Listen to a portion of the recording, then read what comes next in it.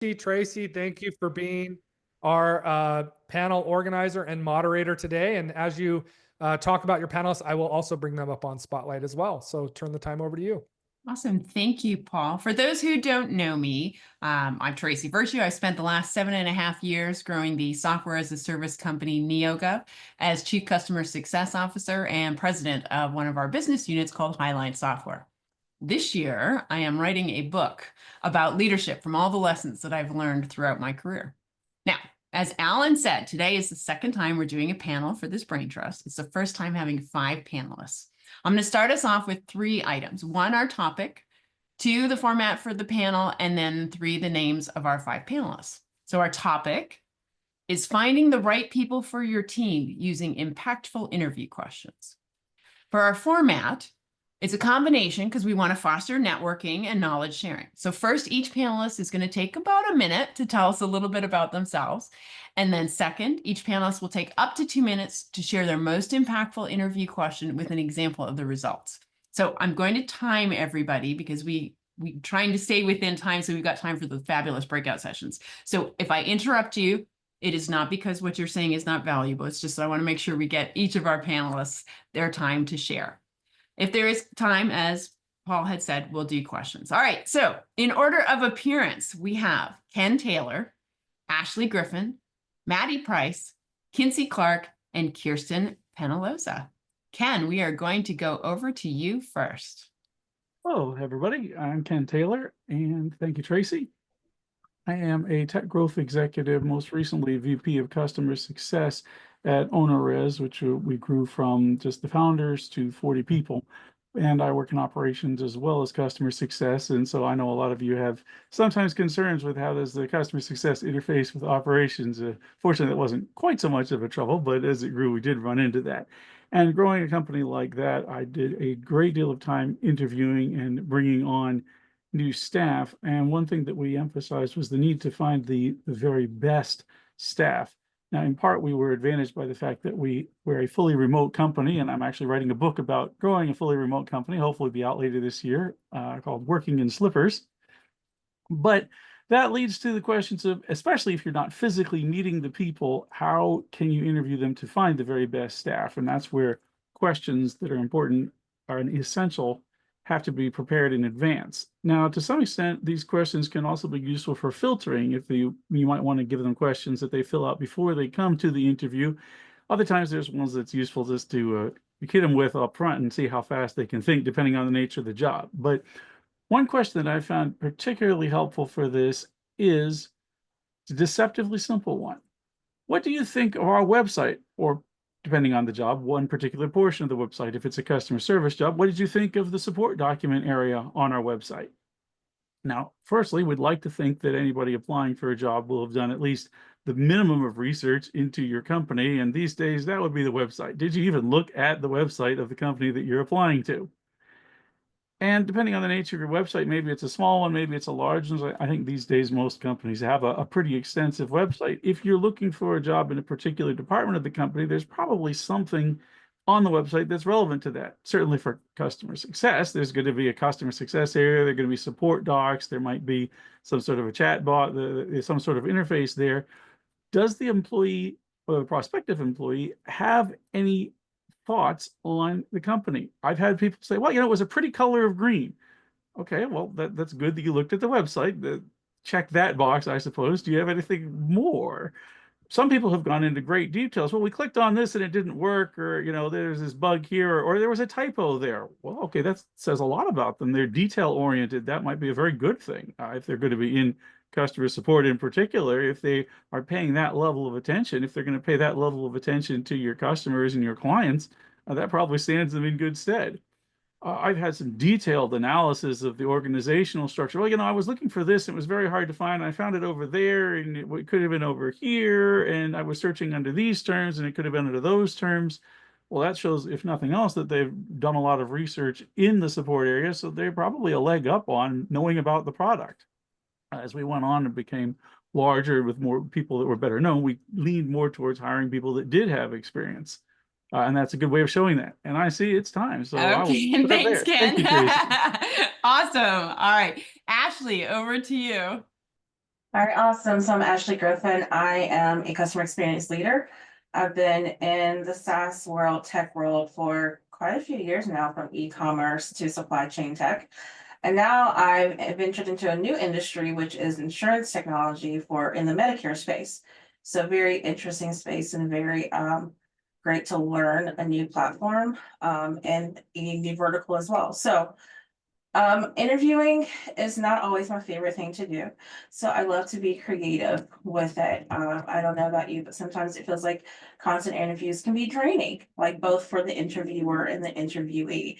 And having recently gone through the space of it, I have always looked for ways that how can I find out a skill set outside of situational questions? Because sometimes with situational questions, they can answer it, but it's based on experiences that they have with others. Like it's not a lot of ownership sometimes that you can get out of those questions. So my favorite is taking through a case exercise interview. So what it is like, what is something that they're going to be doing on the job? And most recently, I was hiring for a knowledge specialist. So setting up a knowledge space was going to be something that was going to, this person would need to do. So instead of asking them, well, what's your experience been with setting this up? What kind of tools have you used in the past? We actually went through the exercise of creating it for like, hey, what discovery questions are you asking? Who are you going to do this? Like breaking down this project from each piece and then asking questions of what are you thinking in this phase of your project? What are some things you're going to ask to create some framework? How are you creating your timelines?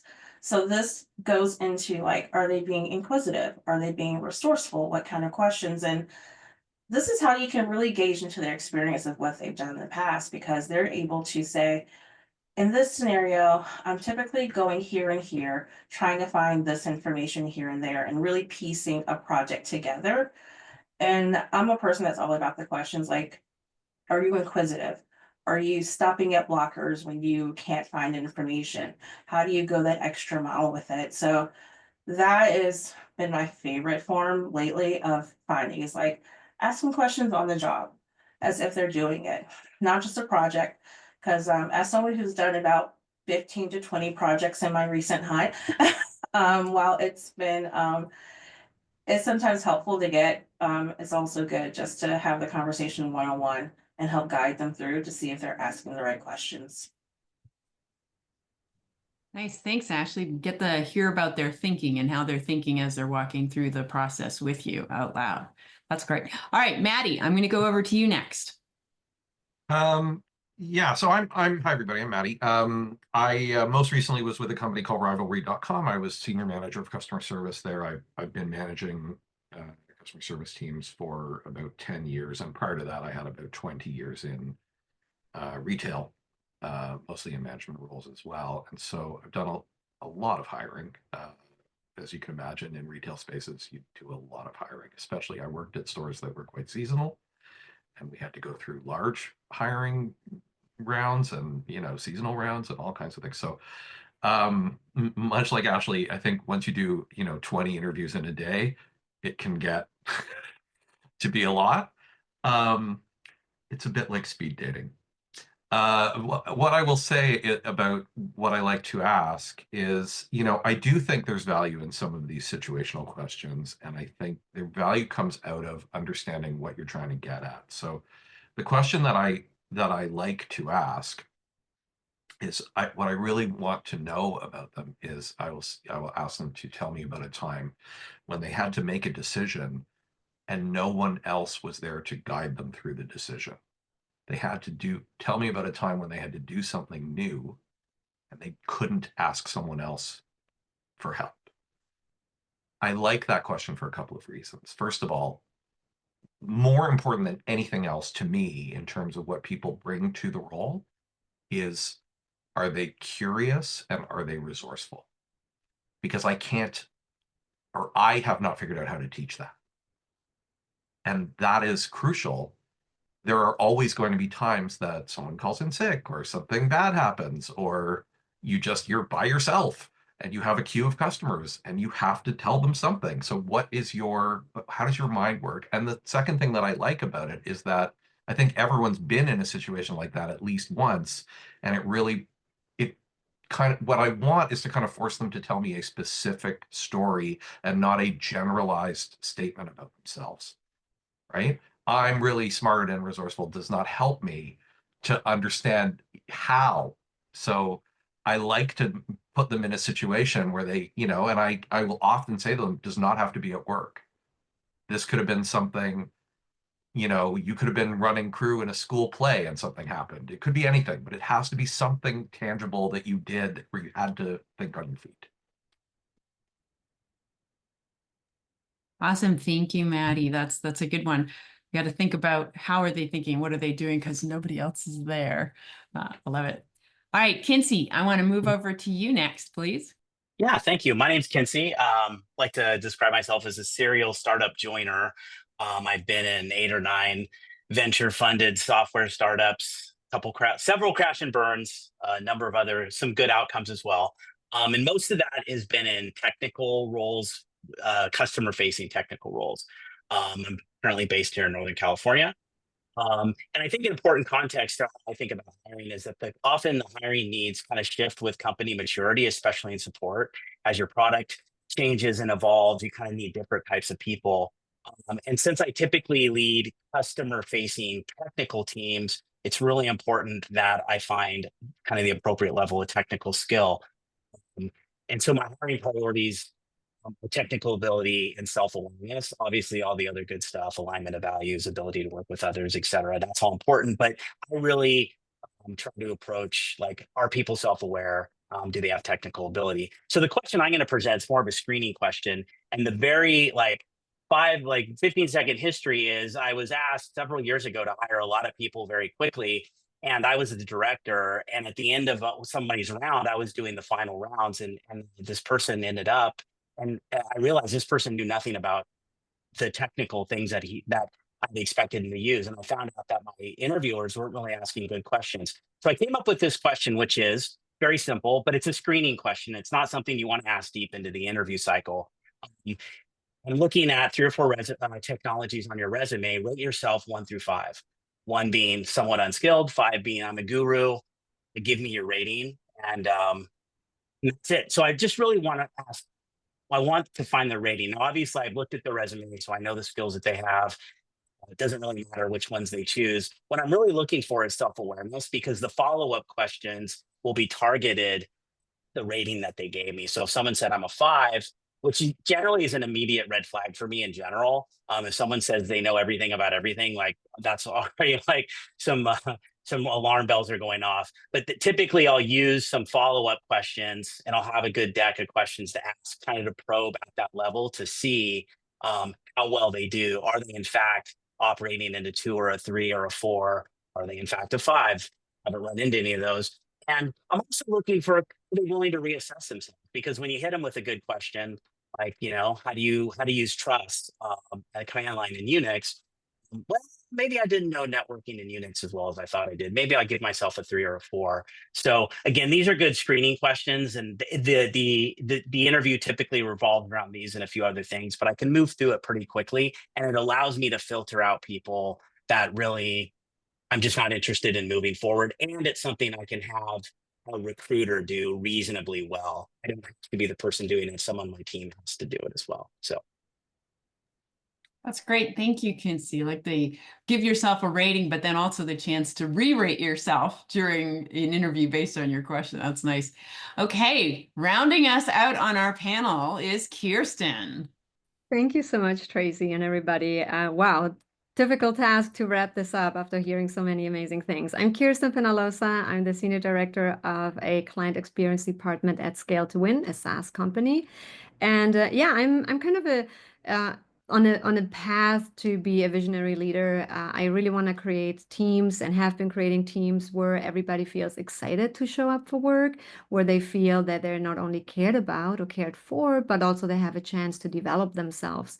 And so coaching and developing people is really important to me as I assess new talent during the interview or hiring process. And so similar to what Matti said, is like resourcefulness is a behavior that is difficult to teach. And I would say for me, it has been in general about behaviors. I can teach a lot or train and find resources to develop hard skills or tools and learning tools, learning even industries. I've been a career pivoter myself multiple times. So I think that is something. But there's one thing that I have not found out how to coach or teach or train somebody on, and that is coachability. So if we don't have a growth mindset, I have not figured out a formula on how to develop a growth mindset in other people. So when I interview someone, I like to ask questions that connect to behaviors that are either connected to our core values, because those are our standards for behaviors within a company or a team. And within that context, my favorite question is, how do you role model coachability? And really trying to find out, like, what do they even think that is? How do they talk about it? Do they use words like "I have a growth mindset," or do they ramble? Have they like more of a vague answer? So that gives me a lot of an insight, and based on that, I can then ask either follow-up questions or more specific scenario questions, such as show me a time where you had a challenge with learning something new. How did you go about it? And then we go more into that thinking and how resourceful were they in adapting and adopting new knowledge. So yeah, those are kind of the things that I really find exciting in interview processes and talking to candidates and really finding out how do they speak to those core values. Another one would be, for example, collaboration as a very important core value in almost every team that I've been so far with, and then asking more about challenges rather than how collaborative are you? That's an easy thing to answer. Everybody says like, oh, very, right? But walk me through a time where you had a challenge being collaborative or engaging in a collaboration with team members. I think those questions really tell a lot about how someone will show up in conflict resolution, in challenges, in times where they have to make their own judgment call when no one is around. So yeah, those are a few of the thoughts that I had. Nice. Thank you, Kirsten. And Paul told me we've got time for a question, and there was one that popped up near the end. Emmy Hudson, thank you for this one. There are so many tools that, excuse me, provide screening or disqualifying questions that focus mainly on the hard skills. What are your tricks, panelists, for targeting soft skills? I'm going to run in reverse order here. Kirsten, you're first. Do you have something you want to add? Yeah, I think exactly that, like really asking questions that are more about the behavior so you can assess how to build or where the level of soft skills are. And then asking a lot of scenario questions in the past, like walk me through an example where you had to do this or that, or you engaged in this or that. So that's one way of going about it. Nice, thank you. Kincy. Yeah, I was just typing up my response. I use the same techniques, but I don't. To me, soft skills are really what you're talking about is how do they navigate through uncertainty without like a clear path to an answer. So it's just harder, but I use the same techniques. I provide a scenario, give an opportunity to answer. The key here is to really push them to give an answer with some details and not to be like, well, if I don't know these 20 other details, I can't give you an answer. And I also like to operate with the philosophy of there's no right answers, but there are wrong answers. So if someone's like, I'm dealing with a unhappy customer, the answer probably isn't to punch him in the face. There's a lot of other solutions you could offer to solve that problem. But I'm really looking for, hey, is this answer in the constellation of decent responses? And then how are they thinking about it? Nice, thanks, Kincy. Matti? Yeah, well, I started to answer, but all I got down was that I don't think you can do it as a screening sort of disqualifying question. I feel like it's just too hard to, once you can sculpt an answer, it makes it difficult to know if they're really, not that they're not being truthful, but they're presenting the best possible side of this, right? Right. I would say that one of the questions I like to ask around that is around soft skills is really, I want to see how they deal with conflict. Right. And so usually what I want to ask is something like, hey, have you ever worked beside someone and you felt like you were doing a lot more work than them? How did that make you feel? Like, what did you do about that? What I want to hear is not, well, I told my manager. Right. That's not going to help. I want to hear that they proactively like to resolve conflicts. That that's part of who they are, because that will help with customers too. Nice. Thanks, Matti. Ashley, additional tips? Yeah, I like to think about how are they talking about people they worked with in the past? Like what kind of framework? How are you describing them as you're working with them? Are you speaking very negatively or are you speaking about opportunity? So how someone is spoken about, like whether you work well with them or not, there's a level of respect that people usually have with each other. And I would love to see that carried out, that maybe you did have a negative interaction, but you could still be respectful and treat them well. That speaks to character that I like to bring on my team. Nice. Thanks, Ashley. And Ken, last word to you. Well, I like what Ashley is saying. Sometimes you do get people that all they want to do is badmouth the last people they worked with. That's a bad sign. But sometimes I try and poke them a little. Tell me about a conflict that you had. In fact, I have two variants of this: a conflict that you had with a coworker or a supervisor, or a conflict that you had with a customer. Now, that's part of life. It's going to happen. Everybody, it has happened to, and it will happen to all of us again in the future. What happened? And yes, again, like was pointed out, slug them in the face is not the right answer. And ask your supervisor. Well, I mean, that might be the right answer in certain circumstances. If their last job was working at McDonald's and they've got a customer swearing at them, yeah, probably ask your supervisor is the right answer. But again, if it's an open-ended question, you can learn a lot just by the process of what they arrived at and how they got there. Great. Thanks. All right. I think our time is up now. It was our lightning panel. Way to go. Woo! Turn it over to you, Paul. All right, everybody, this is applause in sign language. So if you want to give our panelists some love, I was also getting some love messages in the chat. People were saying y'all were awesome and this content is really great. So Tracey and panelists, thank you all so much for coming and for giving us your mind share. Kincy, you made me think about when I was over client success. I was also part of a startup. And I'm going to share with you all negative deviants here. By the time the final candidates would get to me, I thought that the work was being done. Like you, I had to build the client success team super fast. And I was new, I was naive, I was throwing bodies at the problem. I just needed to freaking hire it and move on so I could get on to the real stuff was my brain.